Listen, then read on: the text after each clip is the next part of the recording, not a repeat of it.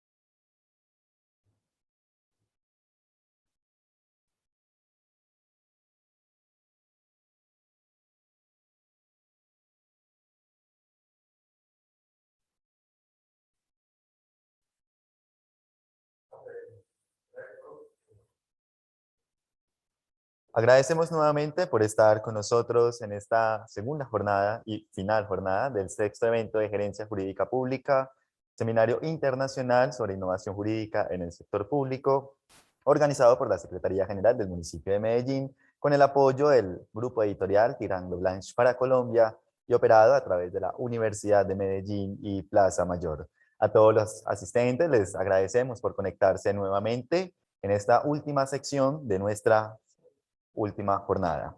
A continuación, daremos paso a la ponencia del doctor Orión Vargas Vélez, titulada Juez inteligente, sistema experto que asiste al juez en la valoración de la prueba judicial. El doctor Orión Vargas es profesor titular de la Facultad de Derecho de la Universidad de Medellín, miembro del Instituto Colombiano de Derecho Procesal, co-creador del sistema experto Juez Inteligente, primer sistema experto hispanoamericano que asiste al juez en la valoración de la prueba judicial. El doctor Vargas es autor de las traducciones al castellano de las obras Los fundamentos probatorios del razonamiento probabilístico de David Hume, Lo probable y lo demostrable de Jonathan Cohen, un ensayo sobre la creencia y la aceptación, también de Jonathan Cohen, y es autor del libro El razonamiento inductivo en la valoración de la prueba judicial de Salamanca. A continuación, los dejaremos con el video que ha presentado Vargas para efectos de su intervención. Luego del video tendremos un pequeño conversatorio con el expositor.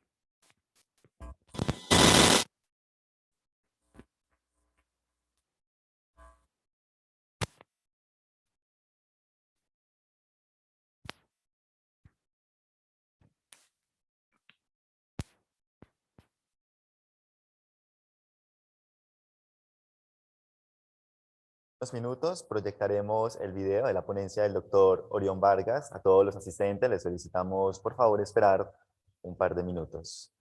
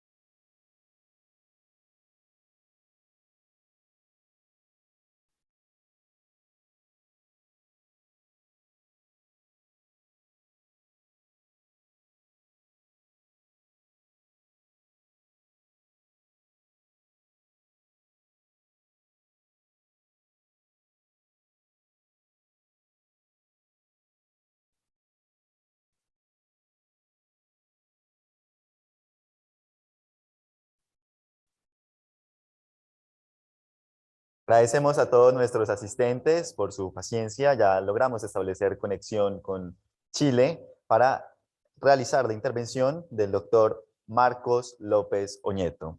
El doctor Marcos López nos hablará sobre la ética de la inteligencia artificial desde el punto de vista de la administración del Estado. El doctor López es abogado, doctor en Derecho por la Universidad de Chile, profesor universitario, autor del libro Fundamentos para un Derecho de la Inteligencia Artificial, ¿Queremos seguir siendo humanos?, publicado por Tirant Leblanc en el año 2020. Consultor internacional en Derecho de la Inteligencia Artificial y Ética de la Inteligencia Artificial. Agradecemos al doctor Marcos López Oñeto por aceptar la invitación a presentar su ponencia en este prestigioso evento organizado por la Secretaría General del municipio de Medellín. Doctor Marcos López, tiene usted la palabra. Mil gracias.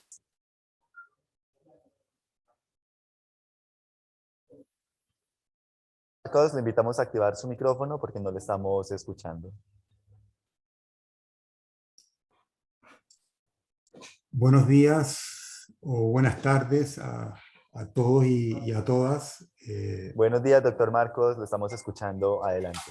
Perfecto. Bueno, voy a empezar a compartir pantalla entonces. ¿Me puedes dar la autorización?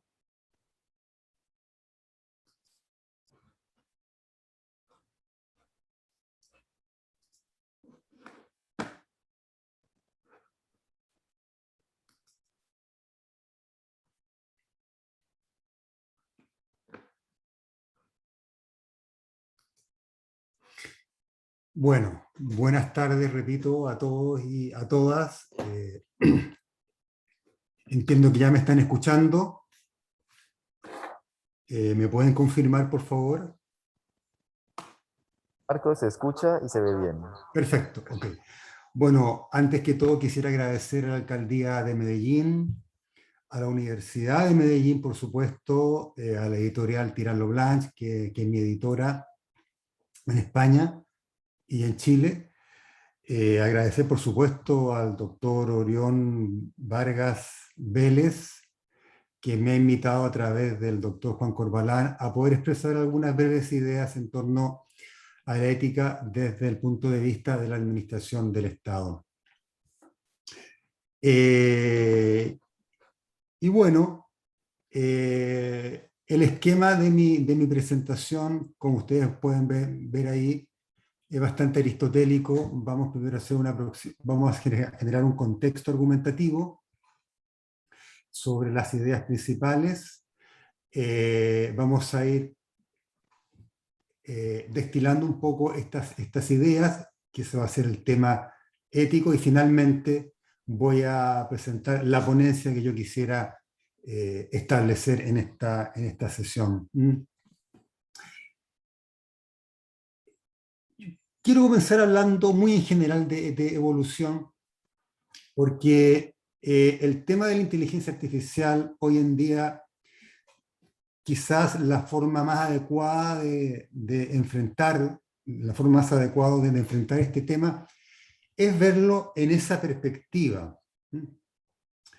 El hombre ha caminado a lo largo de la humanidad. Sabemos que aproximadamente el Sapiens aparece 40.000, 50.000 años atrás, cuando logra prevalecer sobre las otras especies del género Homo, entre ellas el Homo neanderthalis.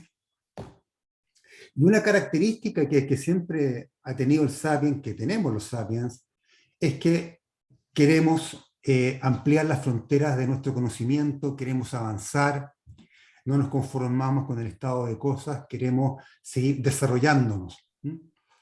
Entonces, vio los pájaros volar, quiso volar, construyó aviones, y los aviones y las naves espaciales, por supuesto, que pueden llegar mucho más lejos de los pájaros. No vuelan como los pájaros, pero vuelan. Lo mismo con las criaturas de los fondos marinos, se puede hacer ese símil. Y también ha querido crear algo parecido a cómo él se autopercibe. Y se autopercibe como, lo dejo entre comillas, un ser inteligente. Y ha querido replicar aquello. Y seguramente en algún momento de la historia de la evolución puede ser que lo consiga. Y probablemente no va a construir un artefacto, una máquina, un patrón, algo que sea inteligente como él, pero va a poder ser inteligente o hacer las mismas cosas que nosotros creemos y asignamos a los productos de eso que llamamos inteligencia. Y ahí entonces es donde entra el tema de la ética. Y para analizar esto, es bueno que manejemos al menos 3 ideas muy generales de inteligencia artificial, que en ningún caso pretendo presentarlas como conceptualizaciones definitivas, ni mucho menos. Esto es una tipología muy general y complementaria a todas las que se hacen. Pero básicamente podemos distinguir una inteligencia artificial débil, que podemos asociarla nosotros a los sistemas expertos, a algoritmos, software, máquinas, en fin, que son capaces de realizar una tarea infinitamente más rápida, de forma más rápida que un ser humano, y con mejores resultados, y con una tasa de error infinitamente superior mínimamente inferior a la que podría tener un ser humano. Pero claro, un programa de ajedrez le gana, digamos, a un gran maestro de ajedrez, pero como no está programado para jugar damas, no puede jugar damas. Por eso se llaman inteligencias artificiales especiales. Pero indudablemente que las inteligencias artificiales especiales cada vez progresan más, y mediante machine learning van aprendiendo, y permiten a los científicos del campo mantener viva la esperanza de alguna vez construir lo que llaman inteligencia artificial general, que es, digamos, la inteligencia artificial que tiene sentido común, que tiene intuición, que puede preguntarse cosas, y que puede, y que si la viéramos actuar diríamos, parece un ser humano.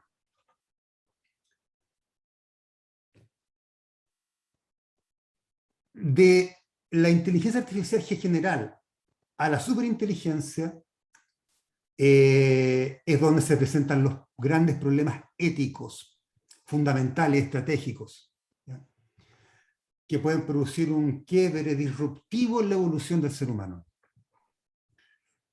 Porque así como dicen la gente que ha estudiado este tema, los científicos del campo, el paso de la inteligencia artificial general a la superinteligencia puede ser muy rápido.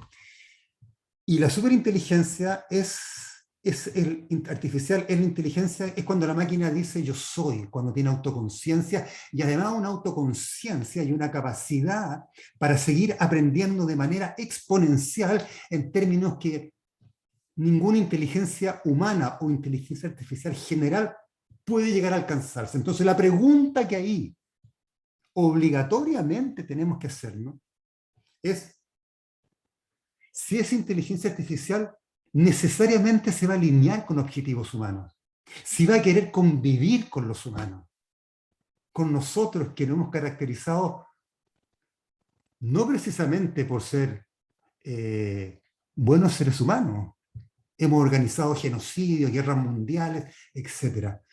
Perfectamente puede prescindir de nosotros. Y ahí es donde, ¿no es cierto?, las distopías de la ciencia ficción adquieren realidad. Y es que hoy día la inteligencia artificial, aun cuando está lejos de acercarse a la inteligencia artificial general y aún más lejos quizás de la superinteligencia, hoy día se está trabajando y pensando para llevar la inteligencia artificial hacia un punto en que pueda llegar a producir una disrupción en la evolución del ser humano, a hacer realidad los prototipos y el imaginario que está presente en la ciencia ficción. Es decir, hoy día, por ejemplo, el upload de la conciencia, de la mente, es algo que se conversa, que se discute científicamente, y que hay gente que quiere hacerlo, ¿ya? Y la conexión máquina-hombre es un tema que se está trabajando hoy día.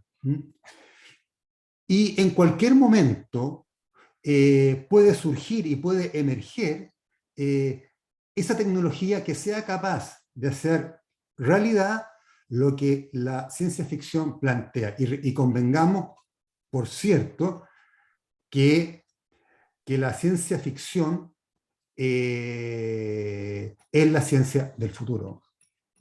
Lo que se predice y se crea y se imagina en la ciencia ficción termina de alguna u otra forma construyéndose en la realidad. Ahora, desde los inicios de la inteligencia artificial, canónicamente establecido en 1950, por ahí del siglo pasado, se tuvo presente esta potencialidad disruptiva, esta potencialidad capaz de producir un quiebre en la línea del sapiens y llevarlo hacia un ser cibernético, hacia la fantasía cyborg. Uno de los primeros chatbots que se creó, que lo creó Joseph Weizenbaum, que se llamaba Elisa, el chatbot, era un chatbot psicológico, que imitaba a una especie de terapeuta de orientación rogeriana. Y Weizenbaum se fue dando cuenta que la gente empezaba a comprometerse emocionalmente con el chatbot y se dio cuenta que aquí había algo muy peligroso. Y bueno, y la lista es muy larga de científicos yo lo simbolizo todo en la figura de Stephen Hopkins, aun cuando era físico, por supuesto, no experto en inteligencia artificial, pero un hombre que tenía la capacidad para entender perfectamente lo que implicaba aquello. Pero la lista de científicos del campo de la inteligencia artificial es larga, que dicen que así como la inteligencia artificial promete grandes beneficios para la humanidad, también implica riesgos. Entonces, la primera tesis que yo quiero proponer, digamos, en esta conferencia a la cual hemos sido convocados por la Universidad de Medellín, es la siguiente. Y que, por cierto, no es una tesis que me pertenezca, pero yo me alineo con ella. Y básicamente lo que decimos y sostenemos es que si la inteligencia artificial no se somete a controles éticos y jurídicos que la conduzcan por un camino, como decía la doctora que me antecedió en el uso de la palabra, que la conduzcan, digo, en términos del bien de la humanidad, muy probablemente la inteligencia artificial puede inducir ese cambio en la línea evolutiva del sapiens.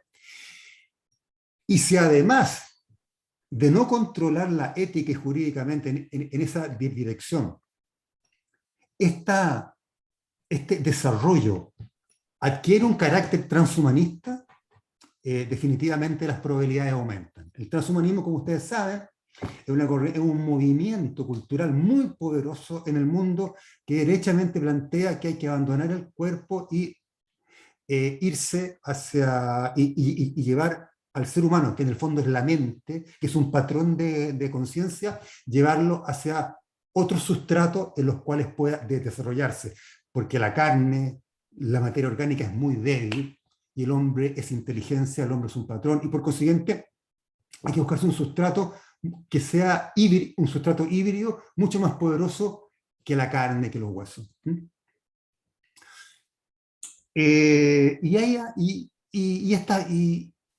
Y estas predicciones, yo no quiero ser catastrofista ni mucho menos, pero estas predicciones que se hacen de cuándo puede llegar a acontecer aquello, es decir, la disrupción, si es que no establecemos controles éticos y jurídicos, tiene una variada gama de elementos empíricos que permiten inferirla con cierta plausibilidad, con cierta razonabilidad. Primero que nada, el desarrollo exponencial de la humanidad. Desde la revolución neolítica en adelante, es decir, desde el año 8000 a.C. hasta ahora, la humanidad ha experimentado un crecimiento, pero explosivo, magnífico, es decir, y acá está el componente tecnológico. Esta explosión de crecimiento estalla definitivamente con la primera revolución industrial. Pero cuando se hace exponencialmente más visible es desde los años 50 en adelante, cuando llegan a la escena, al gran teatro de la humanidad, las tecnologías de la información. Desde entonces, el codo desde la curva se ha ido, digamos, agudizando y hoy día va disparado verticalmente hacia el infinito del espacio. Y claro, el hombre lleva 40.000 años en la Tierra y esta última explosión de crecimiento la hemos vivido en los últimos 50 años. Y que son 40.000 años o 50 años en la historia del tiempo, que son 17.000, que son 13.700 millones de años. ¿Ya? El hombre irá a existir en 500 años más, así como lo concebimos hoy día, en virtud de la autopercepción ética que tenemos de nosotros mismos. Complejo saberlo. También es estas predicciones empíricas en torno al desarrollo exponencial de la inteligencia artificial, que en algún momento puede provocar una explosión de inteligencia, y que puede producir esta disrupción en la línea del Sapiens, a veces algunos la infieren de lo que se denomina la ley de Moore, que técnicamente no es una ley, sino que más que nada es una regularidad que se observa. Moore, entre paréntesis, fue uno de los fundadores de Intel y director honorario, bueno, una eminencia del mundo de los microchips. Él observó que cada 24 meses más o menos se multiplica por 2 el número de transistores que pueden incorporarse en un chip. Entonces pasamos en los años 70 de 20.000 transistores que se podían incorporar en un chip del porte, digamos, de una moneda o 2 monedas, o un poco más grande, pasamos al día de hoy a transistores del porte de una uña humana que son capaces de resistir 20.000 millones, 30.000 millones de transistores, transistores de 5 nanómetros. Y mientras, ustedes saben, mientras más corto es el espacio entre un transistor y otro, más rápido viajan los electrones y más rápido el proceso. Y ya existen transistores experimentales de 1 nanómetro. Y cuando el silicio ya no resista más transistores porque no sea eficiente, ya existe la tecnología de reemplazo que son los nanotubos. Y si a eso le agregamos el paradigma de la computación cuántica, que es lo que estamos, digamos, en los albores, que ya no va a ser una computación binaria de 0 y 1, sino de estados superpuestos mediante una estructura que denominan qubits, ahí definitivamente que la computación no puede, digamos, llegar a unos niveles que puedan hacer emerger esto que se llama inteligencia artificial general y posteriormente superinteligencia. Y si todo esto nosotros lo relacionamos con el conjunto de las ciencias, que genéricamente las englobamos en lo que se llama el paradigma NB+C, que es nanotecnología, biotecnología, informática y ciencias de la vida, y ciencias de la mente, y entendemos que la inteligencia artificial es la inteligencia multipropósito que contribuye a que todas estas ciencias se desarrollen y se generan unas sinergias exponenciales inconmensurables, podemos llegar a la conclusión que esta disrupción puede ser posible. ¿Ya? La biología sintética, por ejemplo, ¿ya?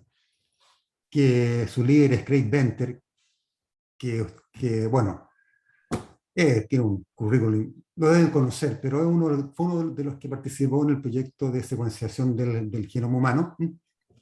Las técnicas de edición genética, por ejemplo, CRISPR, que edición genética en la línea germinal incluso, en fin, la nanotecnología, los biorobots, en fin, por ejemplo, la secuenciación del genoma humano no hubiera sido posible sin la creación de algoritmos de secuenciación del genoma. Entonces tuvo que mejorar la algorítmica, tuvo que mejorar la inteligencia artificial, porque tuvo que crear algoritmos especiales. Y eso produjo la secuenciación del genoma humano y se genera una retroalimentación y todas las ciencias trabajando juntas. Es decir, es posible. Es decir, hay un riesgo. Hay un riesgo. Hay un riesgo de que se abra la caja de Pandora.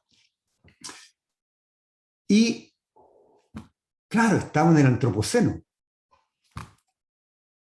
la era geológica del hombre, ¿ya? La era en que el hombre tiene el poder para dejar su huella en la geología, para dejarla en las piedras, en las rocas. Claro, quizás allá arribita, donde está el hombre, en 1.000.000 de años más aparezcan restos de plástico, de plutonio, de isótopos. ¿Ya? Entonces, cuidado, porque lo que enseña la geología es que los cambios no son graduales. A veces estallan, simplemente acontecen, no nos damos cuenta, porque los cambios exponenciales al principio son imperceptibles en el largo plazo, pero llega un momento en que simplemente por la multiplicación del exponente ya se hace evidente a los humanos. Cuando uno ve un estanque con un nenúfar, al otro día ve 4, y al otro día ve 16, y al otro día ve todo el lago cubierto de plantas. Entonces aquí estamos a puertas de un cambio, o corremos el riesgo de enfrentarnos a un cambio integral, civilizatorio, epocal, que va a ser que puede ser ontológico porque puede cambiar nuestra constitución en términos de, por así decirlo, nuestro hardware biológico, por la hibridación, epistemológico porque evidentemente eso va a producir un cambio en la percepción, en cómo conocemos la realidad, axiológico porque al cambiar nuestra percepción de la realidad, nuestros valores o los valores de esa criatura van a ser distintos, estético porque los cambios, los cánones de la belleza van a cambiar, y poético por la sensibilidad, van a haber otras sensibilidades, ¿ya? Por ejemplo, el transhumanismo es uno de los grandes sostenedores de la teoría de género, ¿ya? En términos tales que si el humano es un patrón, es una conciencia, es andrógino. Por consiguiente, un día puede ser hombre, un día puede ser mujer, un día puede ser lo que quiera. ¿Cuáles son las predicciones? Los singularistas, que lo encabeza Raymond Kurzweil, actual gerente de ingeniería de Google, dicen que el año 2045 se podría producir lo que ellos llaman la singularidad, que es la fusión entre la inteligencia biológica y la inteligencia artificial, que es, digamos, un pronóstico muy optimista, e incluso hay mucha gente del campo que considera que es no solo optimista, sino que utópico, por decirlo de forma suave. Pronósticos más conservadores que se han hecho a través de encuestas a científicos, a empresarios, a personas del mundo de la inteligencia artificial, que trabaja creando sistemas de inteligencia artificial, que trabaja vendiéndolo, en fin, científicos, dicen que el año 2100 podríamos estar muy cerca de la inteligencia artificial general. Y llegan a esa conclusión a través de distintos modelos de desarrollo. Cerca de la inteligencia artificial general. Y bueno, y si estamos cerca de la inteligencia artificial general y se llega a la inteligencia artificial general, con todo este background que yo les he conversado, de este nuevo paradigma de computación cuántica, soportada en hardware cuántico, además, es decir, puede suceder la superinteligencia artificial. La superinteligencia. Entonces hoy día, solamente hoy día, en que todavía no estamos en un mundo de inteligencia artificial general, sino que en un mundo de inteligencia artificial, llamémosla débil. Tenemos problemas de caja negra o caja grises, como ustedes quieran entenderlo. Tenemos los problemas de los sesgos de los algoritmos, ya sea porque la realidad en sí misma está sesgada, o porque las máquinas cegan, o porque los humanos le metemos sesgo, digamos, a los algoritmos. Hay temas de datos, de manejo de información, de pérdida de la privacidad, temas de ética de la selección, de scoring, en fin. Esas son las razones más visibles que hoy día existen, ¿ya? Y que están afectando, digamos, todos los días a todos nosotros, ¿ya?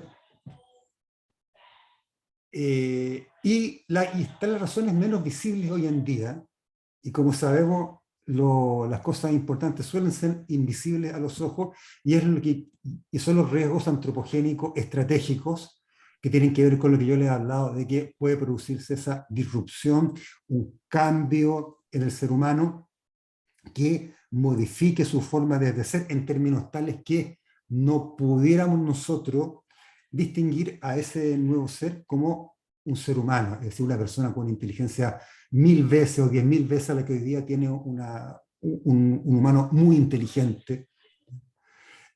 con capacidades fenotípicas mediante biotecnología, bueno, en fin.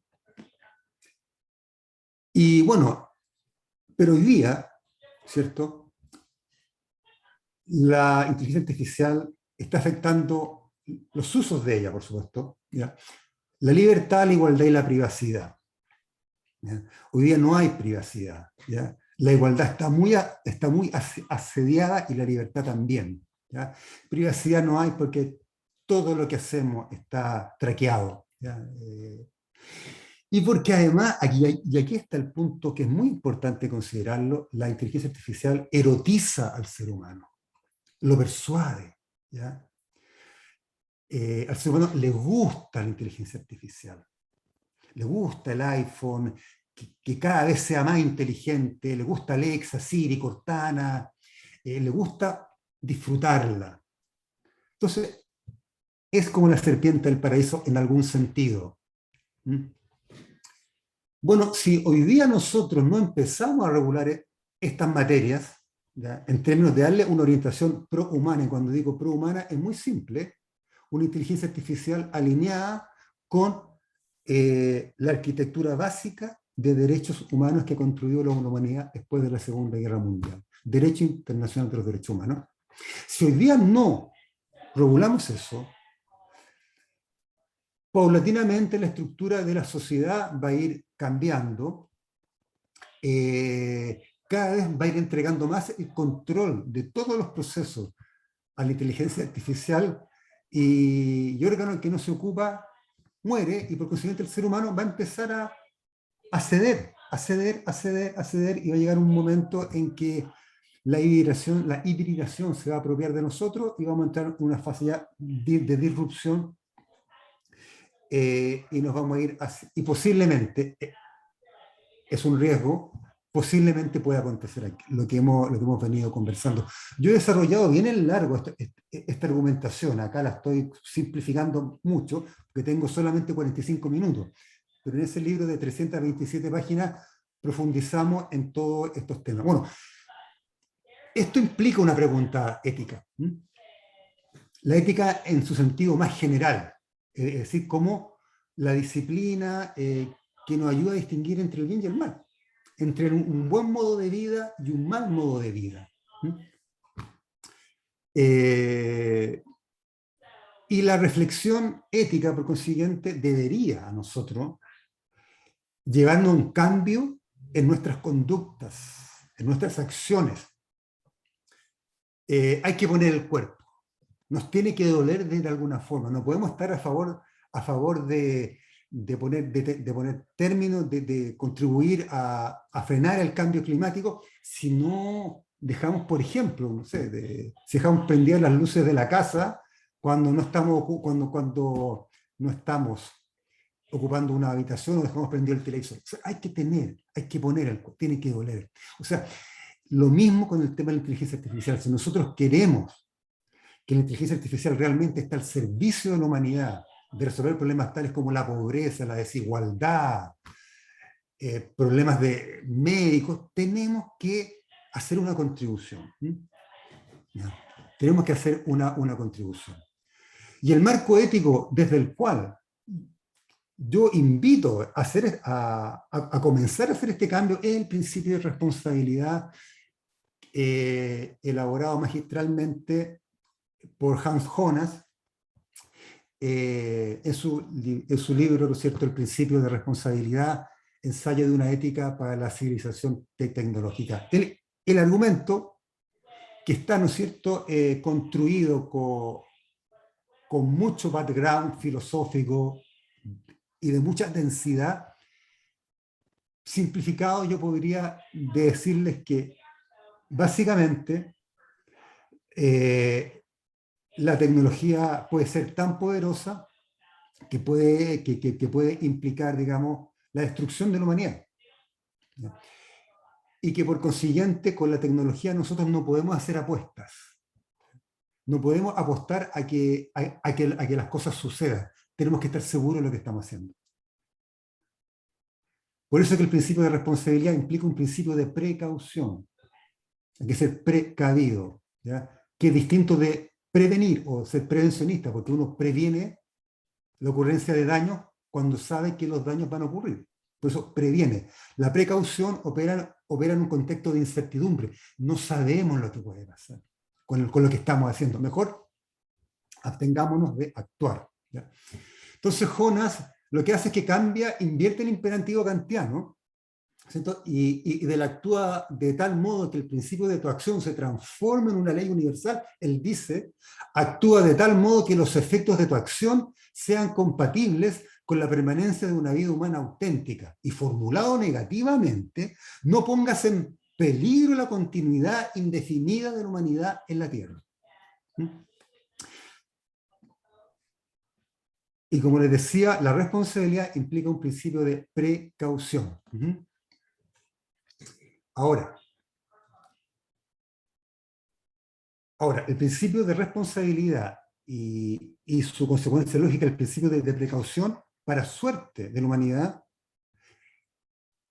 ha comenzado a ser reconocido por las grandes potencias, por los organismos internacionales. Y hoy día hay, yo diría, unos 20 tratados internacionales que asumen explícitamente el principio de responsabilidad y el de precaución. En Europa es un principio que está muy, muy aceptado. Y es un principio de que empezó a ganar auditorio en todo lo que fue el tema del derecho del mar, y los temas ecológicos, y poco a poco se está ampliando a la biotecnología, a la inteligencia artificial. Y el principio de responsabilidad, básicamente, la bajada, el aterrizaje que se hace en términos de su aplicación, básicamente, como aparece ahí en la lámina, se traduce en beneficencia, no maleficencia, en autonomía, en justicia y en explicabilidad. Los primeros 4 son los que se desarrollan en el campo de la bioética, y la ética de la inteligencia artificial incorpora la explicabilidad por el tema, ¿no es cierto?, de las cajas negras o no tan negras, porque en Deep Learning la arquitectura, como explicaba la doctora que me antecedió en el uso de la palabra, no sabemos, digamos, no sabemos cómo se llegó a ese resultado, ¿ya? Y por eso hoy día hay un campo dentro de la inteligencia artificial que trata de generar conocimiento para poder explicar cómo es que ciertos algoritmos llegan a ciertos resultados. También el principio de responsabilidad y su consecuencia lógica, el principio de precautorio, está presente, ha motivado, digamos, a una actitud ética de parte de los estados, si es que podemos hablar de ética de entes ficticios que no son de carne y hueso. Y hoy día diría yo que prácticamente todos los países que integran las Naciones Unidas, que son 192, están desarrollando lo que se llaman estrategias de desarrollo de la inteligencia artificial.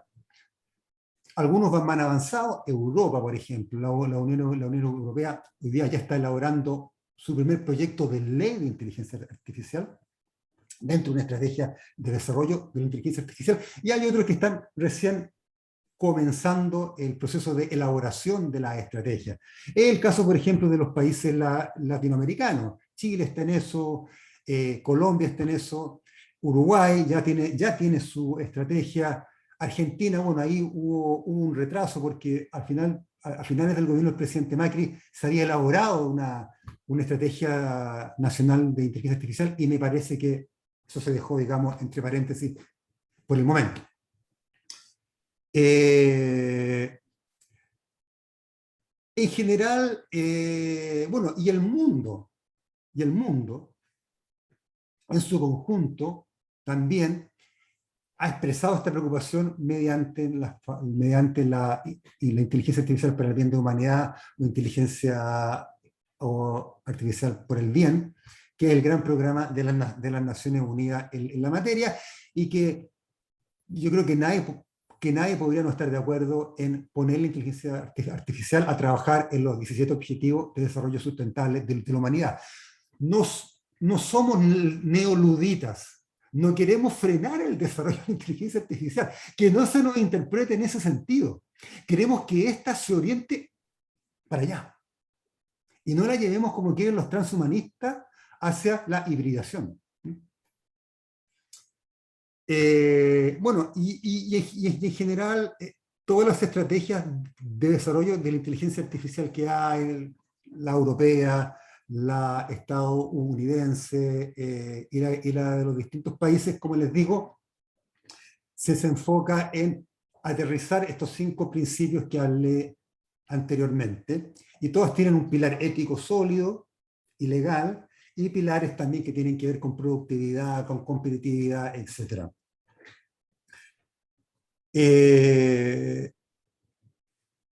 Ahí hay un gráfico que les muestra, digamos, qué es lo que consideran en general las estrategias de desarrollo de la inteligencia artificial en el mundo, y como ustedes pueden ver, hay temas de asociaciones público-privado, inteligencia artificial en innovación, gobernanza, seguridad, salud, seguridad nacional, en fin, ética.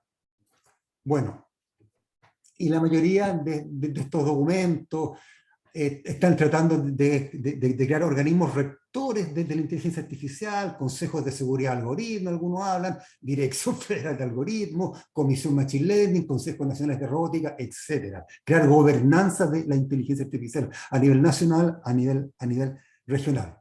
Ahora voy a entrar a la ponencia, propiamente tal. Y con esto voy a terminar. La pregunta que yo me formulo y le formulo a ustedes es la siguiente. Si la inteligencia artificial tiene ese potencial tan disruptivo, tan poderoso como la mismísima energía nuclear, ¿cuál es el primer deber, si es que podemos incorporar elementos éticos en una estructura ficticia como es el Estado? ¿Cuál es el primer deber que este Estado debería, en términos prácticos, producir o acatar o seguir en términos de políticas públicas en materia de inteligencia artificial? Si no estamos seguros de los efectos negativos de la inteligencia artificial, si es una energía todavía, si es una tecnología que todavía está en condiciones de no poder nosotros predecir en términos fehacientes todo su potencial disruptivo, pero por otra parte tampoco queremos frenar su desarrollo por los enormes beneficios que esta produce.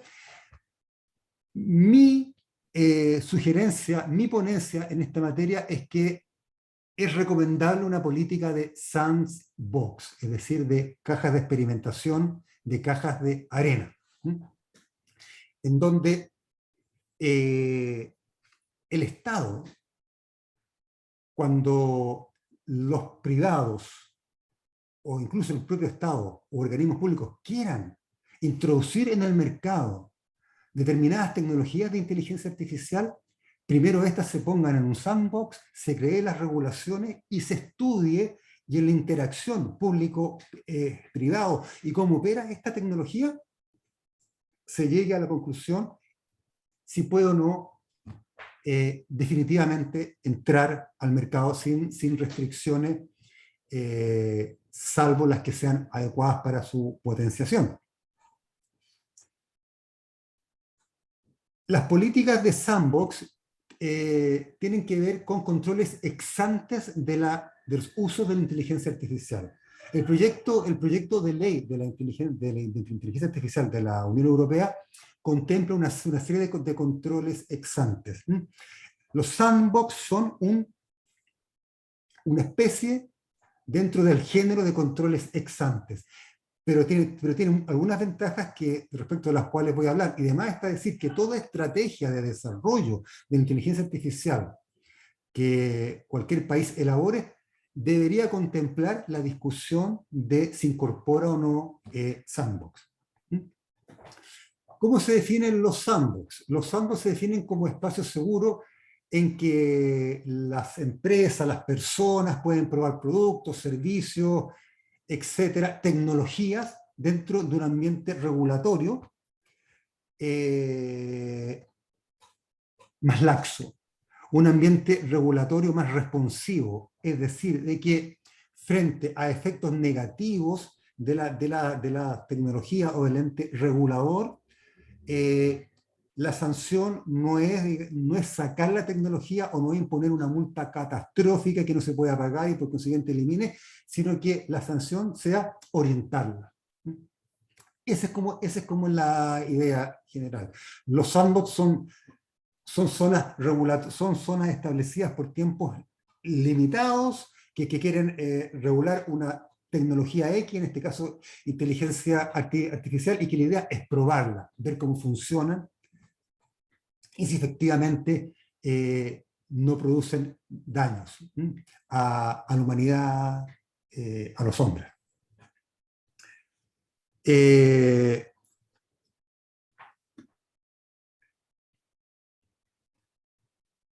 Hace muy poco, con el apoyo del Banco de Desarrollo de América Latina, el gobierno de Colombia precisamente, ¿ya?, generó una guía conceptual específica para la realización de sandbox regulatorios de inteligencia artificial.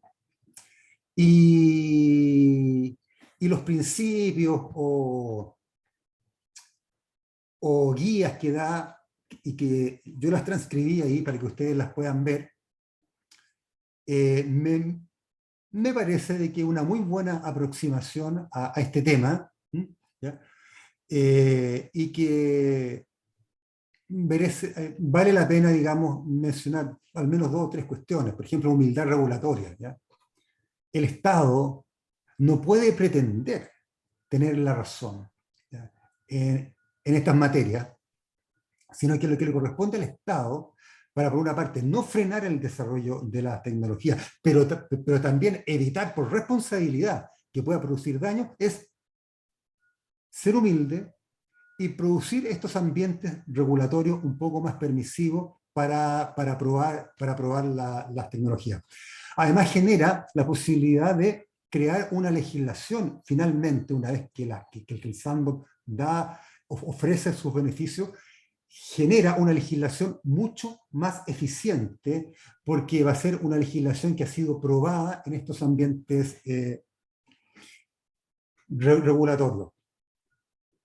Hay varios otros modelos de experimentación, pero que no tengo tiempo para poder referirme a ellos, que están emparentados con los sandbox y que por lo menos ahí les dejo la enumeración y el título, por lo menos, de cada uno de ellos.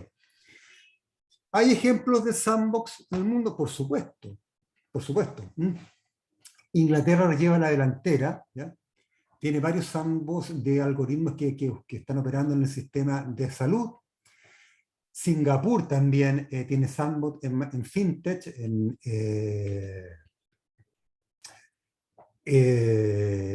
Alemania utiliza un sandbox para probar un sistema de minibuses eléctricos automatizados. Noruega ha desarrollado un sandbox con la Autoridad de Protección de Datos para que compañías utilizando datos personales en las aplicaciones de IA puedan asegurar que su servicio cumple regulaciones relevantes. Francia también. Colombia, como les decía, ha puesto en marcha un sandbox sobre privacidad desde el diseño y por defecto en proyectos de IA por parte de la Superintendencia de Industria y Comercio. ¿Cuáles son los beneficios de los sandbox? Bueno, primero que todo, el más importante de todo, que nos alineamos con el principio de responsabilidad y con el principio de precaución, o principio precautorio. Es decir, un momentito, probemos esta tecnología, veamos realmente cuáles son sus potencialidades y sus externalidades negativas, si ponen en peligro los derechos humanos, pero además ofrece una serie de otros beneficios: competitividad, atracción de inversión, porque indudablemente una política de sandbox genera más confianza en los inversionistas que quieran incorporarse en el campo de la inteligencia artificial, porque el contacto con el ente regulador va a ser más cercano, porque la tecnología se va a poder probar. crece el sistema, el ecosistema tecnológico, hay una gobernanza compartida y promueve esto muy importante, el consenso normativo, que es otra forma de democracia legislativa. Y finalmente, todo eso, digamos, nos puede ayudar a que avancemos hacia un Estado digital de derecho lo más alineado y respetuoso de los derechos humanos. Y eso sería todo lo que yo tengo que decirles. Creo que no me pasé de mis 45 minutos. Reitero mi agradecimiento a la Universidad de Medellín, a la Alcaldía de Medellín, a Tirán Logrange, al doctor Orión Vargas por haberme invitado. Y bueno, si hay alguna pregunta, quedo a vuestra disposición. Muchas gracias. Agradecemos al doctor Marcos López Oneto por su excelente intervención, hablándonos sobre la ética de la inteligencia artificial desde el punto de vista de la administración pública y estas propuestas tan llamativas, tan novedosas y tan interesantes de cómo podemos aplicar sistemas de inteligencia artificial, especialmente Sandbox, para el funcionamiento de la administración pública. Han formulado la siguiente pregunta, doctor López Oneto. La pregunta es, ¿qué tan efectivos son los resultados de una sandbox con datos de prueba? ¿O para ver su eficacia es necesario que opere la sandbox con datos reales? Desde mi punto de vista, tiene que operar con datos reales. Y la idea de los sandbox es que opere con datos reales. Porque los sandbox tienen por objeto crear regulaciones para el mundo real, para que las tecnologías finalmente puedan desarrollarse en el mercado abierto y que puedan por consiguiente ofrecer todos sus beneficios y que todos los riesgos que lleva implícito estén completamente mitigados. Mil gracias al doctor López Oneto por resolver estas inquietudes. No hay más preguntas formuladas por los asistentes, doctor López. De todos modos, desde el Centro de Gestión del Conocimiento Jurídico de la Secretaría General del municipio de Medellín, agradecemos su valiosa participación, su excelente intervención y por invitarnos a reflexionar sobre todas estas dificultades y beneficios que presenta la inteligencia artificial para la prestación de los servicios a cargo de las administraciones públicas, en el caso de Medellín, a cargo de la administración municipal. Muchas A gracias a continuación, ustedes. daremos paso a la ponencia del doctor Orión Vargas Vélez, quien nos presentará su video sobre el juez inteligente, sistema experto que asista al juez en la valoración de la prueba judicial.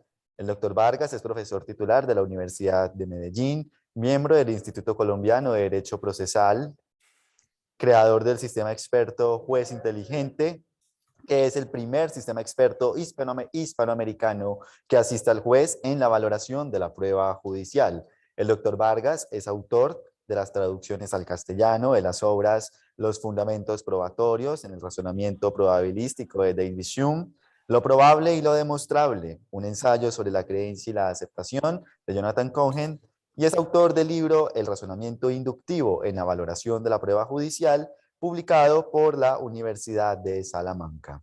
A continuación, entonces, proyectaremos el video y luego tendremos un conversatorio de cierre del evento con el doctor Vargas.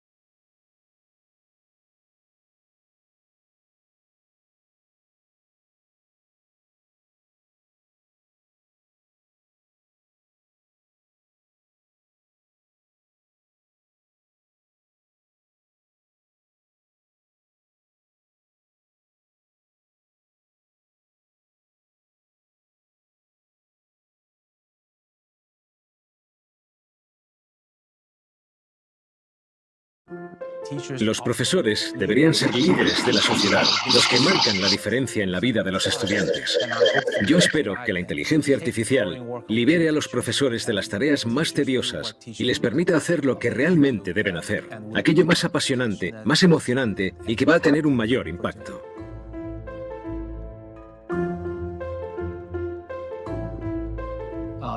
Si descomponemos el trabajo del profesor en diferentes tareas, algunas puede hacerlas mejor la inteligencia artificial, en otras puede ayudar al profesor. Pero además, si se integra la inteligencia artificial en las aulas de hoy en día, el profesor podría ahorrar hasta un 40 o un 50% de su tiempo. Y yo creo que ese tiempo debería invertirlo en las relaciones interpersonales. Así podrá enfatizar en el aspecto moral, en los valores, en el trabajo en equipo, en la empatía y en la creatividad de cada alumno. Creo que ese es el futuro de la educación. Y si nos paramos a pensar en cómo ha evolucionado el sistema educativo, veremos que está muy atrasado en todo el mundo. Pensad, por ejemplo, cómo ha cambiado el entretenimiento. Hoy tenemos Netflix, YouTube, vídeo online, interactividad. Pero hace 100 años teníamos cine mudo en blanco y negro. Ha cambiado radicalmente. Pensad en todo lo que hacemos a diario. El entretenimiento, la comunicación, la vida social, el transporte y el trabajo. Todo ha cambiado radicalmente. Pero pensad en cómo son las aulas. Exactamente iguales. Seguimos teniendo un profesor que enseña de la misma manera a entre 20 y 50 niños sentados en sus pupitres.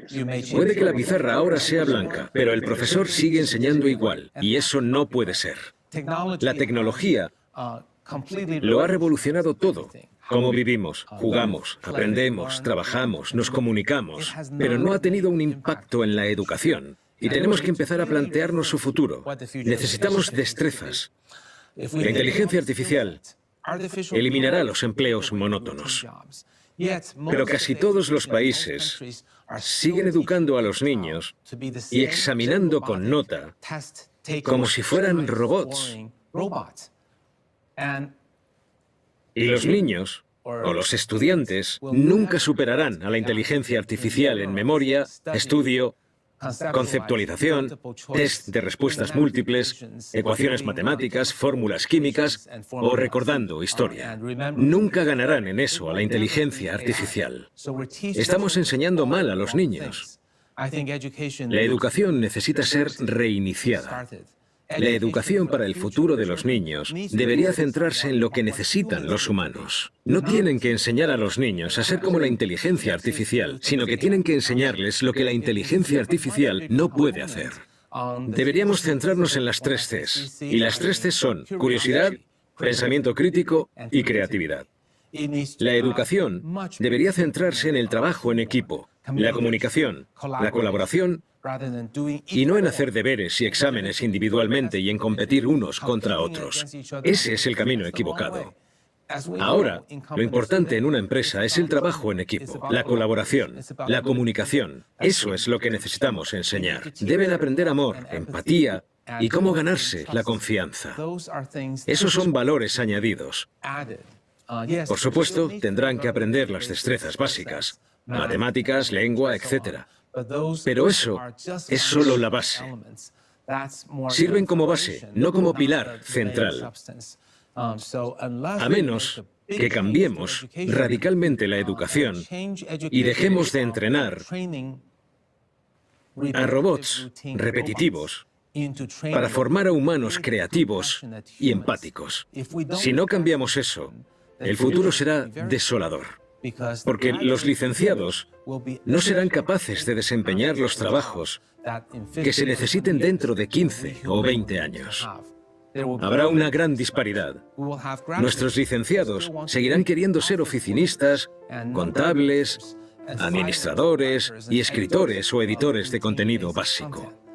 Pero vamos a necesitar que los universitarios sean pensadores críticos, creativos, estratégicos, compasivos y personas empáticas.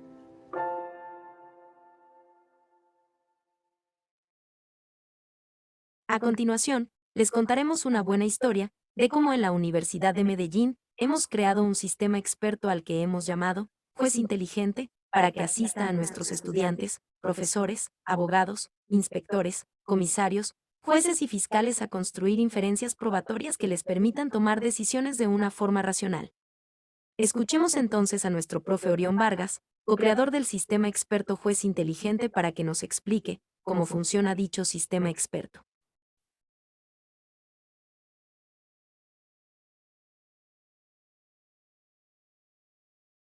El artículo 176 del Código General del Proceso prescribe lo relacionado con la valoración de la prueba judicial.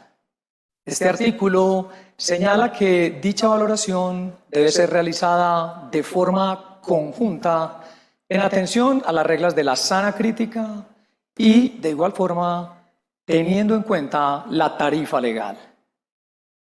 El artículo, al final, prescribe que el juez debe asignar un peso, un mérito, un valor probatorio a cada una de las pruebas. En resumen, lo que el artículo 176 del Código General del Proceso prescribe es que el juez debe realizar una valoración individual y conjunta de los medios de prueba propuestos por las partes en el proceso judicial. Esta difícil tarea de la valoración de la prueba judicial puede ser asistida por la inteligencia artificial mediante el uso de sistemas expertos.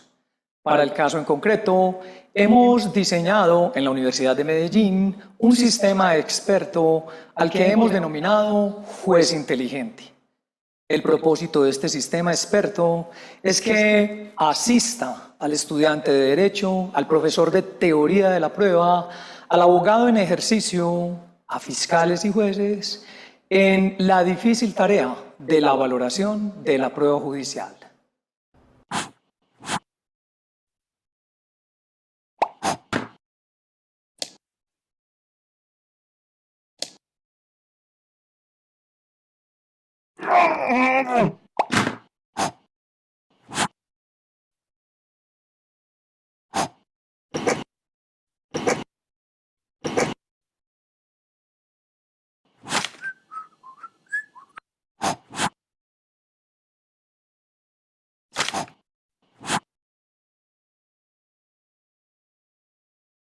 A continuación, se ilustra cómo funciona el algoritmo diseñado para este sistema experto juez inteligente en cada una de las etapas de la actividad probatoria. Primero, el usuario introduce la pretensión o hipótesis. Segundo, el usuario introduce los hechos jurídicamente relevantes. Tercero, el usuario asigna un valor de relevancia a cada uno de los hechos. El valor asignado es muy probable. Cuarto, el usuario justifica este valor de relevancia asignado empleando una regla de la experiencia. Esta regla nos dice que si el hecho es relevante, entonces hace más o menos probable la pretensión. Quinto, el usuario adiciona cada una de las pruebas relacionadas con los hechos jurídicamente relevantes. Sexto, el usuario asigna un valor de pertinencia a cada una de las pruebas. Séptimo, el usuario justifica este valor de pertinencia asignado empleando una regla de la experiencia. Esta regla nos dice que si la prueba es pertinente, entonces hace más o menos probable el hecho. Octavo, el usuario asigna un valor de credibilidad para cada una de las pruebas. Noveno, el sistema experto, juez inteligente, calcula el valor o peso probatorio de cada una de las pruebas. Esto se corresponde con la valoración individual de la prueba. Este valor o peso probatorio es el menor valor entre la pertinencia y la credibilidad de la prueba. Décimo, el sistema experto, juez inteligente, empleando patrones probatorios, calcula el peso probatorio que todas las pruebas en conjunto dan a la hipótesis o pretensión. El sistema experto juez inteligente ha sido probado en 2 proyectos de importancia. En el primero de ellos, partiendo del dictamen pericial realizado por una empresa internacional, se ha modelado la valoración de la prueba que se espera pudiera ser realizada por el juez. En el segundo, el cual se encuentra en arbitraje internacional, se ha modelado con base en las diversas pruebas que han sido practicadas, la valoración probatoria final que se espera por parte del tribunal. En ambos procesos el sistema experto juez inteligente ha demostrado ser de gran ayuda en la modelación de la valoración de la prueba judicial y en la creación de estrategias probatorias de defensa. A continuación, se ilustra el funcionamiento del sistema experto juez inteligente en la práctica. De la demanda, en la etapa de la proposición, el juez define la pretensión o hipótesis de quien tiene a su cargo la carga de la prueba. El usuario abre un nuevo proceso con un número de radicado. Luego, introduce la pretensión o hipótesis y adiciona una explicación. La simulación de la venta por parte del vendedor es la pretensión o hipótesis.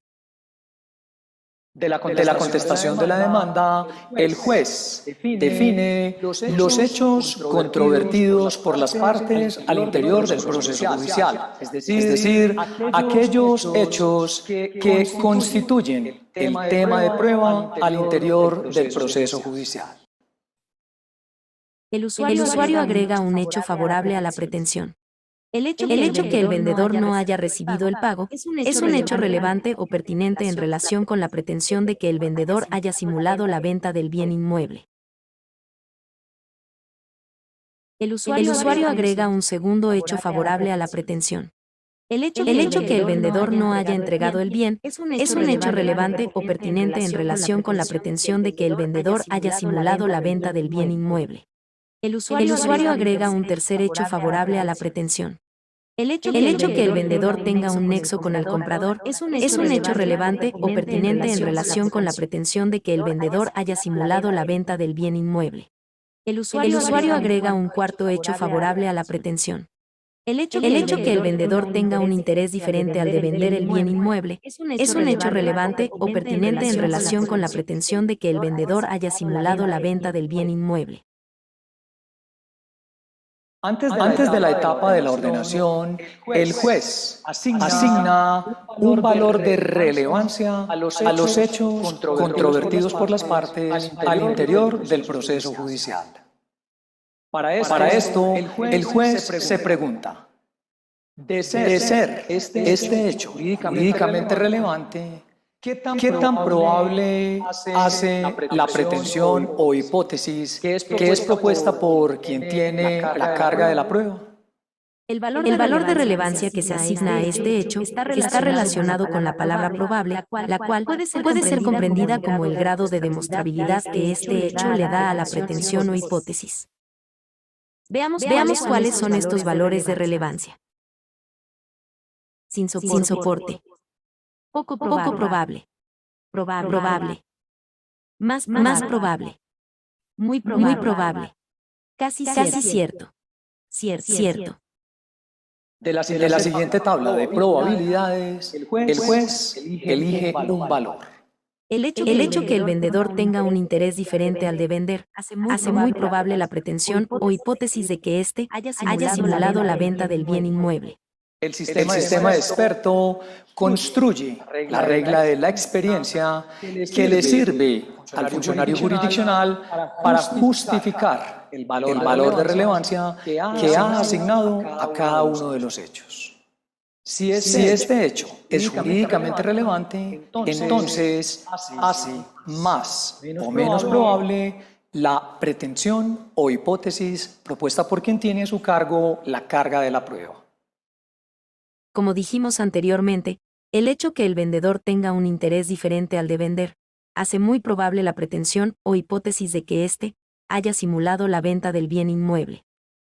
En términos generales, esta regla de la experiencia diría: si una persona tiene un interés diferente a vender un bien inmueble, entonces es muy probable que haya simulado la venta de dicho bien. Veamos otro hecho. Si el vendedor tiene un nexo con el comprador, entonces es probable que el vendedor haya simulado la venta del bien inmueble. Veamos otro hecho. Si el vendedor no entregó el bien inmueble, entonces es más probable que el vendedor haya simulado la venta del bien inmueble. Veamos un último hecho. Si el vendedor no recibió el pago por la venta del bien inmueble, entonces es más probable que el vendedor haya simulado la venta del bien inmueble. Veamos cómo estos 4 hechos se enlazan con la pretensión y cuáles son los valores de relevancia asignados a cada uno de los mismos.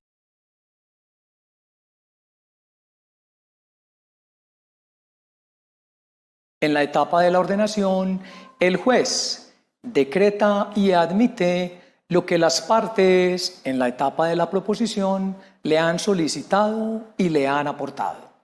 El usuario agrega una prueba que es favorable al hecho que el vendedor tiene un interés diferente a vender el bien inmueble. La prueba testimonial de Miguel, que afirma que el vendedor se insolventó con la venta del bien inmueble para defraudar al demandante en el pago de una deuda, es una prueba relevante o pertinente en relación con el hecho que el vendedor haya tenido un interés diferente a vender el bien inmueble.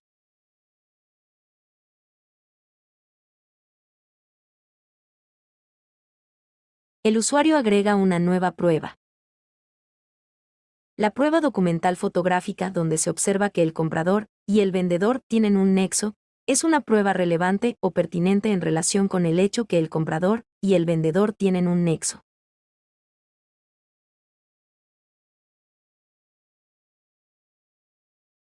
El usuario agrega una nueva prueba. La prueba documental del video donde se observa recientemente al vendedor ofreciendo una fiesta en la casa objeto de la venta, es una prueba relevante o pertinente que favorece el hecho que éste no ha entregado el bien inmueble.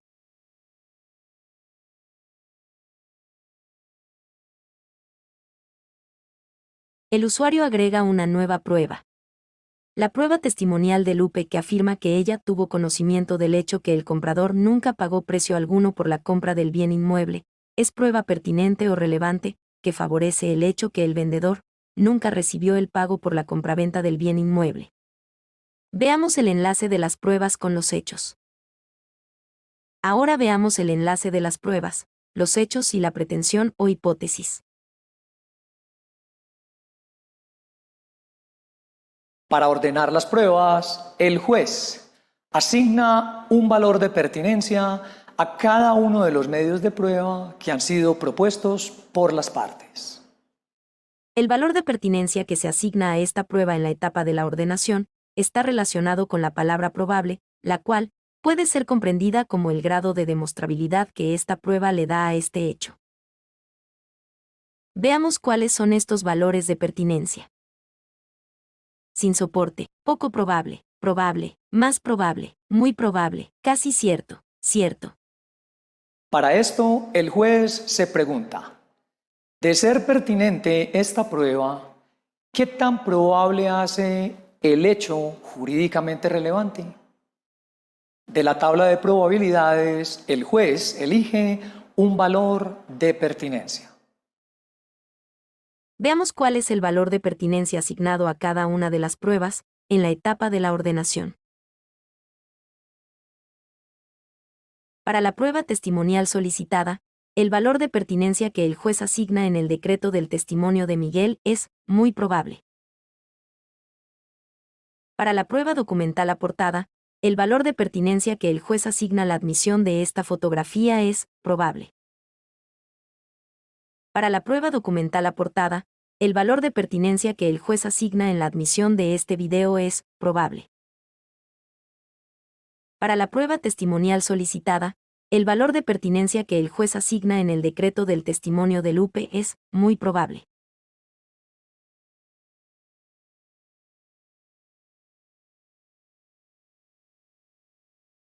El sistema experto construye la regla de la experiencia que le permite al juez justificar este valor de pertinencia asignado. En términos generales, esta regla de la experiencia diría: si la prueba es pertinente, entonces hace más o menos probable el hecho jurídicamente relevante. Para decretar la prueba testimonial de Miguel, el juez se pregunta: de ser cierto este testimonio, ¿qué tan probable es el hecho que el vendedor haya tenido un interés diferente al de vender el bien inmueble? La regla de la experiencia que el sistema experto construye es: si lo que dice el testigo en su testimonio es cierto, entonces es muy probable que el vendedor haya tenido un interés diferente al de vender el bien inmueble. En la pestaña de la pertinencia el juez asigna este valor. Para admitir la prueba documental fotográfica, el juez se pregunta: de ser cierto lo que se observa en esta fotografía, ¿qué tan probable es el hecho que el vendedor tenga un nexo con el comprador? La regla de la experiencia que el sistema experto construye es: si en una fotografía se observa a dos personas departiendo, entonces es probable que entre ellas exista un nexo. En la pestaña de la pertinencia el juez asigna este valor.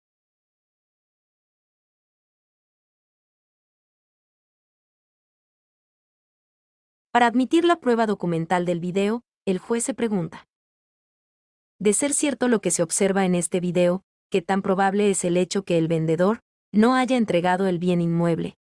La regla de la experiencia que el sistema experto construye es: si en un video se observa a una persona que habiendo vendido su casa ofrece una fiesta en la misma, entonces es probable que esta persona aún no haya hecho entrega de dicha casa al comprador. En la pestaña de la pertinencia el juez asigna este valor.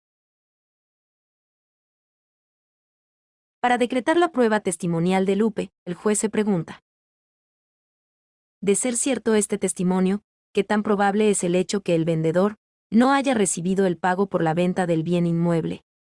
La regla de la experiencia que el sistema experto construye es: si una persona afirma que en una compraventa de bien inmueble el comprador no realizó pago alguno, entonces es muy probable que el vendedor no haya recibido el pago por dicha venta. En la pestaña de la pertinencia el juez asigna este valor.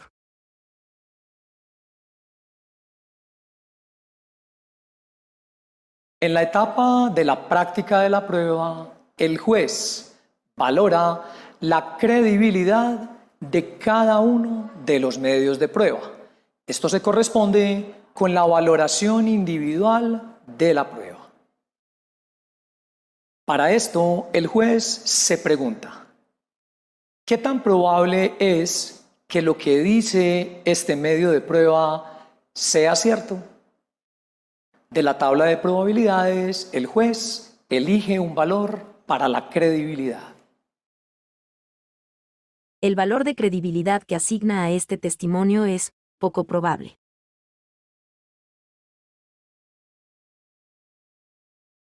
Dado que ni la fotografía ni el video han sido desconocidos ni tachados de falsedad, el juez asigna un valor de credibilidad para estos documentos.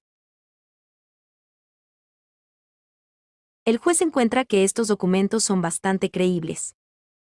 En la pestaña de la credibilidad el juez asigna este valor. El valor de credibilidad que asigna a este testimonio es probable. En la pestaña de la credibilidad el juez asigna este valor. Con estos valores de pertinencia y credibilidad de cada uno de los medios de prueba, el sistema experto, juez inteligente, procede a calcular el peso probatorio, el mérito probatorio, el valor probatorio que estos medios de prueba dan a los hechos jurídicamente relevantes.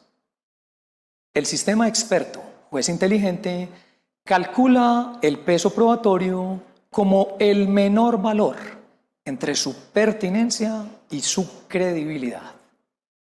A continuación, se ilustra el cálculo del peso probatorio de cada prueba en relación con cada uno de los hechos.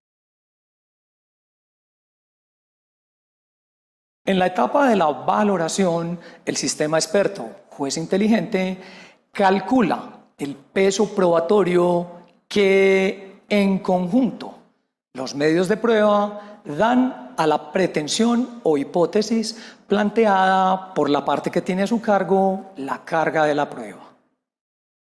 Para esto, el sistema experto juez inteligente emplea patrones probatorios.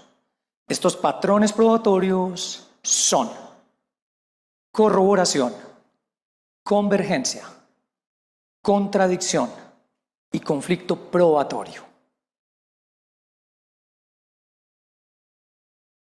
Hasta aquí, y con base únicamente en las pruebas del demandante, el juez concluye que es probable que el demandado haya simulado la venta del bien inmueble. Este valor de probabilidad lo ubica en un estándar de prueba intermedio entre prueba preponderante y prueba clara y convincente. Con base en lo anterior, el juez declara probados los hechos del demandante, declara la simulación de la venta del bien inmueble y condena al demandado acorde con las pretensiones del demandante señaladas en la demanda. El anterior análisis es repetido por el juez para los hechos y las pruebas propuestas por el demandado. Veamos. Por ejemplo, el demandado en la contestación de la demanda plantea un hecho que desfavorece la pretensión del demandante. El hecho que el demandado haya vendido el bien inmueble para realizar una inversión es un hecho que desfavorece la pretensión del demandante. Ahora bien, para el juez, de ser cierto o jurídicamente relevante el hecho que el demandado haya vendido por inversión, esto hace más o menos probable la negación de la pretensión del demandante, es decir, la no simulación de la compraventa del bien inmueble por parte del demandado. Para el juez, si el hecho que el demandado haya vendido por inversión es cierto, entonces esto hace muy probable la negación de la pretensión del demandante. Es decir, esto hace muy probable que el demandado no haya simulado la venta del bien. La regla de la experiencia que el sistema experto construye para justificar este valor de relevancia asignado por el juez sería, si el hecho que el demandado vendió el bien por inversión es cierto, entonces es muy probable la negación de la pretensión que el demandado haya simulado la compraventa del bien. Es decir, es muy probable que el demandado no simuló la compraventa del bien. En relación con el hecho propuesto por el demandado, este aporta una prueba documental que favorece el hecho que la razón de la venta del bien inmueble fue por inversión. Las acciones que lo acreditan como socio o accionista en dicho proyecto de inversión favorecen el hecho que el demandado haya vendido el bien para realizar una inversión. Si lo que dice la prueba documental es cierto, es decir, si dicha prueba es auténtica, entonces es casi cierto el hecho que el demandado vendió por inversión. La regla de la experiencia que el sistema experto construye sería, si la prueba documental de las acciones que acreditan al demandado como accionista son ciertas, entonces es casi cierto el hecho que el demandado vendió por inversión. Dado que la prueba documental de las acciones no ha sido desconocida ni tachada de falsedad por el demandante, el valor de credibilidad que el juez asigna a dicha prueba documental es cierto. Con estos valores de pertinencia y credibilidad de la prueba documental de las acciones, el sistema experto calcula el peso probatorio que dicha prueba documental da al hecho. El menor valor entre la credibilidad y la pertinencia de la prueba es casi cierto. Y este es el valor del peso probatorio que dicha prueba da al hecho. Ahora bien, el peso probatorio conjunto que dicha prueba da a la pretensión sería el menor valor entre la relevancia del hecho y el peso probatorio que dicha prueba da al hecho. Este menor valor es muy probable. Si enfrentamos las pruebas del demandante y la prueba del demandado, encontramos que el máximo peso probatorio que las pruebas del demandante en conjunto dan a la pretensión es probable. El peso probatorio que la prueba del demandado da a la negación de la pretensión es muy probable. Dado que el peso probatorio de la prueba del demandado es mayor que el peso probatorio de las pruebas del demandante, la pretensión del demandante se queda sin soporte. De acuerdo con el resultado final obtenido por el sistema experto juez inteligente, el juez mira el estándar de prueba requerido para llegar a una decisión. En la siguiente tabla se observan las expresiones verbales a las que se asignan rangos de probabilidades y en las cuales podemos ilustrar estos estándares de prueba. Con base en el estándar de prueba, el juez decide el proceso en favor del demandado. Aquí, se observan las pruebas en contradicción y en conflicto probatorio, que son propuestas por el demandado, para impugnar las pruebas y los hechos del demandante. Finalmente, el sistema experto juez inteligente tiene la opción de construir e imprimir un informe relacionado con la valoración de la prueba judicial que acaba de ser realizada.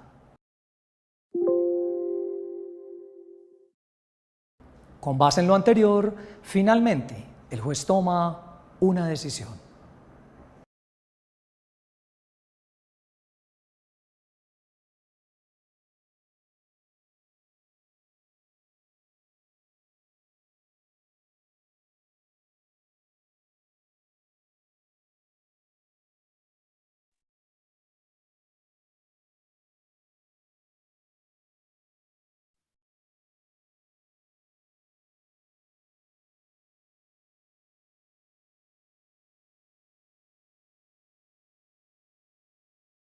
Público.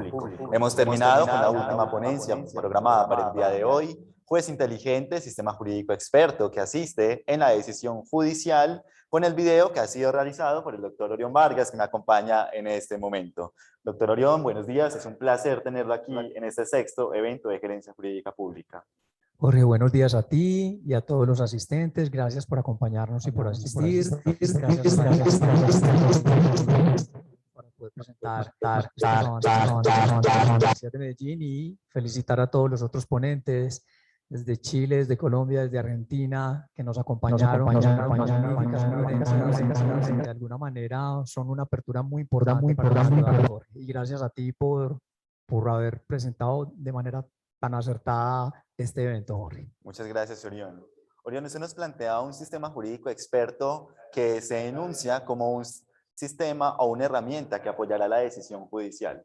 No obstante, desde la administración pública, ¿qué utilidad podría tener ese sistema jurídico experto para aquellos que tienen que tomar decisiones al interior del municipio de Medellín? Pensemos en inspectores de policía, comisarios de familia. ¿Cómo podrían aplicar ellos este sistema jurídico experto para poder tomar sus decisiones?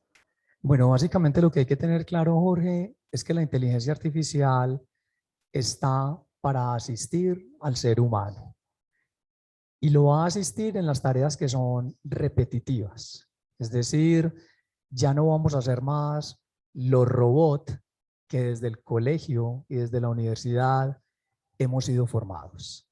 La formación ya tiene que ser otra, es decir, tiene que comenzar a hablarse de una sinergia entre las máquinas y el ser humano. Por ejemplo, Jorge, si tú miras los AirPods, que son los audífonos que saca la empresa Mac, mira que casi que se vuelven ya un dispositivo que hace parte de tu oído. Y de alguna manera hay otros dispositivos que se han integrado con el ser humano, pero que de alguna manera nunca lo van a reemplazar, pero siempre lo van a asistir. En la medida en que tú tienes tus manos libres y tienes algo aquí en tu oído que te permite hablar y escuchar, entonces de alguna manera con tus manos puedes hacer también otras cosas. Entonces mira que de alguna manera la inteligencia artificial se vuelve como una extensión del ser humano. Y obviamente lo que llamamos cyborg es precisamente eso, es una sinergia de asistencia en la que la inteligencia artificial, en la que las máquinas nos van a asistir en la realización de tareas complejas. Pero las tareas simples y las tareas repetitivas, Jorge, van a desaparecer. De hecho, ya están desapareciendo. Y obviamente ya no vamos a hablar de cargos públicos, Jorge, sino que vamos a hablar de roles públicos. Y entonces, de alguna manera, es la creatividad, digamos que es la competencia de la comunicación y es la empatía lo que los funcionarios públicos van a tener. ¿Por qué? Porque las tareas repetitivas las van a hacer simplemente los chatbots, es decir, las máquinas. Pero el componente humano importante, es decir, el sentido común, básicamente no lo tienen las máquinas y nunca lo podrán tener. Entonces, allí es donde hablamos de sinergia hombre-máquina. Simplemente la herramienta que estamos presentando hoy, el juez inteligente, es un sistema experto. Haz de cuenta que es una calculadora probatoria. Así como la calculadora le sirve al contador para hacer sus cuentas, así como la calculadora financiera le sirve al financiero para hacer sus cuentas, pues el sistema experto juez inteligente es una calculadora probatoria que le permite al funcionario jurisdiccional, que le permite al inspector, que le permite al comisario, simplemente plantear un problema que le trae un ciudadano, unos hechos que son unos hechos relevantes con ese problema del ciudadano, pero esos hechos tienen unas pruebas. Y obviamente lo que hace el sistema es permitirle pensar mejor a ese funcionario. Es decir, el sistema experto le permite organizar el pensamiento al comisario, al inspector. Y organizar el pensamiento no es otra cosa que valorar racionalmente esas pruebas que el ciudadano, acorde con los hechos que le narra a ese funcionario, le permiten al funcionario tomar una decisión que no está soportada en su convicción mental o en sus sesgos mentales, sino que de alguna manera le permite racionalizar dicha decisión que toma. Y entonces ahí es donde uno dice que la inteligencia artificial de alguna manera propende por una transparencia en esa valoración con base en la cual el funcionario toma una decisión. Porque si tú observaste bien en el video, casi que el sistema crea el informe escrito en un documento en Word de cómo es que juiciosamente ese comisario, ese inspector, ha otorgado un determinado valor probatorio a las pruebas que le trae el ciudadano para poder resolver, digamos que acorde al valor justicia, lo que se le está pidiendo. Entonces, digamos que en ese sentido es importante, Jorge, esa asistencia que nos presta ese sistema experto juez inteligente. Pero lo más importante, Jorge, es la reflexión que se hace al inicio del video. Es decir, nuestros estudiantes desde la primaria, desde el bachillerato, la secundaria y desde la universidad van a ser nuestros futuros abogados. Y esos nuestros futuros abogados van a ser nuestros futuros inspectores, comisarios, jueces, fiscales y magistrados. Entonces, en la medida en que desde esa enseñanza primaria y secundaria y universitaria comencemos a interactuar con estos sistemas expertos, con lo que se llama aprendizaje de máquina, aprendizaje profundo, es decir, con lo que nos trae hoy la inteligencia artificial, pues tendremos nuevos roles de esas personas al interior de la sociedad. Ya la memoria realmente de lo que tú aprendes en la Facultad de Derecho no es lo importante. Eso lo puede hacer la inteligencia artificial. Ya lo que necesitamos es un abogado que cumpla un rol al interior de la sociedad. Y ese rol se traduce en que es una persona que tiene una competencia de comunicación perfecta con el ciudadano, es una persona que tiene una empatía fantástica con ese ciudadano y obviamente que tiene un conocimiento, pues pasó por una universidad, pero de alguna manera no va a atiborrar su mente con datos que no le permiten tomar decisiones. El proceso de toma de decisiones requiere de datos relevantes, de datos pertinentes. Y eso es hacia lo que apunta hoy esa integración, esa sinergia entre la máquina y el ser humano. Orión, a lo largo de estas 2 jornadas hemos visto diferentes exposiciones en las que nos hablan de inteligencia artificial, nos hablan de ciudades sostenibles, nos hablan de sistemas jurídicos expertos como el que usted ha propuesto y ya nos queda claro cómo puede resultar aplicable, de qué utilidad podría prestarle a los inspectores, a los comisarios, en general, a los que deben tomar decisiones para garantizar los derechos de los ciudadanos. También nos resalta la importancia de que ahora desde las facultades de Derecho se forme al futuro abogado en estas nuevas tecnologías, pero ¿qué podríamos decir de aquellos abogados o de aquellos funcionarios de la administración municipal que ya están ejerciendo, que no han tenido este proceso de formación en campos de inteligencia artificial, en campos de programación, de incorporación de las TIC al funcionamiento del derecho? ¿Cómo facilitar la transición o la adaptación de este personal a estas nuevas dinámicas para el funcionamiento de la administración municipal? Jorge, muy importante eso que anotas, porque precisamente mira, esas personas que tú me dices que ya de alguna manera hace rato están ejerciendo como inspectores, como comisarios, como jueces, como magistrados, como fiscales, esas personas tienen un conocimiento que lo llamamos conocimiento experto. Y eso para nosotros es lo más valioso. Es decir, lo más valioso es lo que ellos llaman la experiencia. Cuando tú escuchas un funcionario jurisdiccional que te habla de que tiene 17 años, 20 años de experiencia como juez, como inspector, como comisario, esa persona nosotros la consideramos un experto. Y entonces la idea es que ese experto es el que nos brinda a nosotros la entrada hacia la inteligencia artificial. ¿Por qué? Porque él desde la realidad es el que nos dice cómo vienen operando las cosas. Y lo que hacemos nosotros es agarrar ese conocimiento experto de ese ser humano tan valioso e introducirlo en la máquina, para que la máquina de alguna manera lo aprenda y detecte patrones, ¿cierto?, en las cosas que hace ese ser humano. Luego de que identifica esos patrones, entonces la máquina nos permite decir, mire, estas tareas que realiza este ser humano son repetitivas. Vamos a quitárselas y la máquina las va a hacer. Y él, ese conocimiento tan valioso y tan experto que tiene, va a continuar siendo de esa misma manera, pero él va a adquirir como otras competencias, que son las que yo te decía ahorita. De alguna manera, esa persona cumple ya un rol que es pensar muchísimo más que hacer cosas repetitivas. El que piensa bien, habla bien, el que piensa bien, escribe bien, el que piensa bien, se comporta bien. Entonces, de alguna manera, esos funcionarios que son los más valiosos para nosotros son los que nos van a permitir instruir las máquinas, pero en las tareas repetitivas. Pregúntale a un funcionario, venga, de lo que usted hace aquí, ¿qué es lo más aburrido? Y él te va a decir algunas tareas que son súper aburridas para él y que le quitan mucho tiempo. Precisamente esas tareas aburridas que le quitan mucho tiempo son las que la inteligencia artificial va a comenzar a hacer por él. Entonces, por ejemplo, un juez, un comisario, un inspector, ¿qué es lo que van a hacer? Cuando leen un hecho que tiene 10 líneas, van a tener la capacidad de redactar más corta esas 10 líneas para poder alimentar al sistema experto. Entonces mira que él adquiere como otra competencia que no es una competencia muy dramática, pero que sí lo mejora a él porque él aprende a sintetizar, por ejemplo, un hecho. ¿Sí me entiendes? Y entonces lo inyecta en el sistema experto y el sistema experto trabaja con la inyección de ese hecho. Pero es que ese hecho que él está aprendiendo a sintetizar tiene que ver con lo que se llama etiquetamiento. El etiquetamiento es propio del aprendizaje de máquina y las máquinas aprenden no con párrafos gigantescos, sino con etiquetas cortas.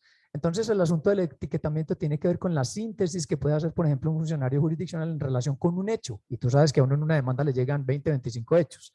Entonces mira que el papel, ese rol que cumple ya ese funcionario jurisdiccional es distinto al que venía haciendo durante 20 años. Entonces, de alguna manera, pues yo diría que es algo muy bueno. ¿Por qué? Porque él es un experto. Entonces, ¿quién más que él va a tener la capacidad, por ejemplo, de sintetizar un hecho, de sintetizar una pretensión? Entonces, por eso te hablo yo de que es una sinergia entre ese ser humano, que él tiene unas cosas que la máquina no las tiene. ¿Sí me entiendes? O sea, eso es muy importante. El sentido común que tiene el ser humano no lo tiene la máquina y no lo tendrá. Pero la rapidez y la velocidad de procesamiento que tiene la máquina, el ser humano no la tendrá. Entonces, básicamente, pues eso es como lo que se está pensando hoy en día. Excelente, Orión. Gracias por resolver estos cuestionamientos. Gracias además por servir como coordinador académico de este sexto evento de Gerencia Jurídica Pública, Seminario Internacional sobre Innovación Jurídica del Sector Público. Finalmente, Orión, ¿qué reflexiones nos deja este evento de Gerencia Jurídica Pública en torno a cómo podemos utilizar la inteligencia artificial, cómo podemos innovar no solamente desde lo tecnológico, sino también en innovación jurídica y en innovación social para la administración pública? Le agradezco, Orión, que me facilite con una reflexión final muy sucinta, muy corta, para ir cerrando este evento de Gerencia Jurídica Pública. Bueno, yo creo que la reflexión aquí es que la alcaldía a través de la secretaría está haciendo un esfuerzo de coherencia al año 2021 y más con lo que nos dejó la pandemia del COVID. Es decir, la pandemia nos permitió ver que la tecnología aún puede ser sentimental. Yo creo que esa es la reflexión. O sea, toda esta maquinaria haciendo cosas cibernéticas todavía puede ser sentimental. Es decir, la idea es que sea humana. Y yo creo que así nos lo dejaron en claro todos los otros ponentes de Chile, Argentina y Colombia. Es decir, primero el ser humano. Es decir, primero el ser humano. Y la máquina nos presta esa asistencia. ¿Para qué?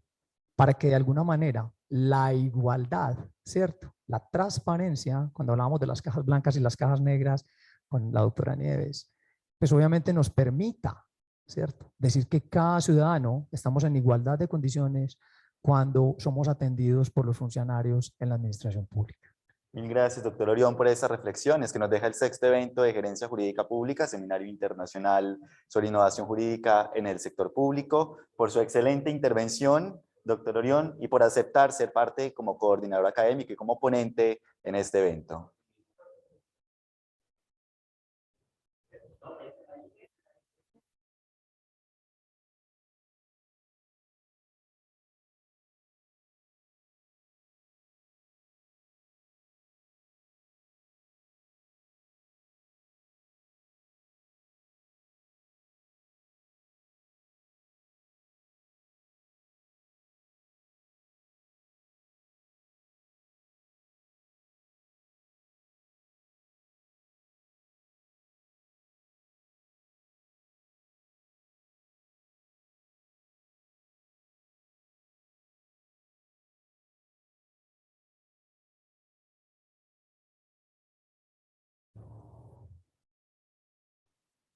De esta forma damos fin al 6º evento de Gerencia Jurídica Pública, Seminario Internacional sobre Innovación Jurídica en el Sector Público, organizado por la Secretaría General del municipio de Medellín, a través de su estrategia Centro de Gestión del Conocimiento Jurídico, con el apoyo del grupo editorial Tirando Blanche y operado a través de la Universidad de Medellín y de Plaza Mayor.